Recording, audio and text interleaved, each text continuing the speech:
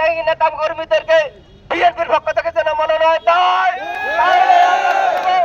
এই বিএনপির আদর্শকে অন্য কারো হাতে যেন, যে বিএনপিকে ভালোবাসেন এই বিগত দিনে যার আদর্শে বিএনপি লেশ পাত্র নয় তাকে মনোনয়ন দিলে রামগঞ্জের জনগণ সেটা মেনে নেবে না।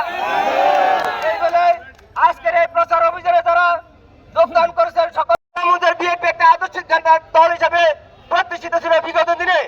আমরা মনে করি এই ঘাটিতে আমাদের দলের আদর্শ, আমাদের দলের উদ্দেশ্য যারা ভালোবাসে, আমাদের দলে যারা ত্যাগী নেতা কর্মী রয়েছে, আমাদের দলের যে সমস্ত ত্যাগী নেতারা বিএনপির মনোনয়ন প্রত্যাশী তাদেরকে আগামী দিনে মনোনয়ন দিবে। আমরা ইতিমধ্যে লক্ষ্য করেছি 237টা আসনে মনোনয়ন প্রকাশ করলে আমাদের বিএনপির ভারপ্রাপ্ত চেয়ারম্যান এই লক্ষ্মীপুর এক রামগঞ্জের আসন এখন পর্যন্ত প্রকাশ করেন নাই। আমরা আমাদের ভারপ্রাপ্ত চেয়ারম্যানের কাছে রামগঞ্জের জনগণ এখন সকল নেতা কর্মীদেরকে আহ্বান জানাবো, আমাদের সারা বাংলাদেশে প্রচার অভিযানে নির্বাচনে যেন অংশগ্রহণ করতে পারে সেই জন্য আপনারা সকলে দোয়া করবেন।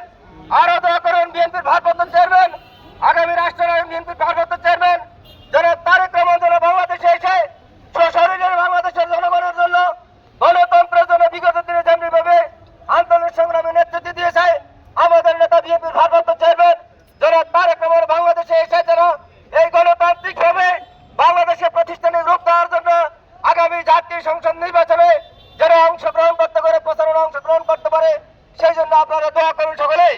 আজকের এই দিনে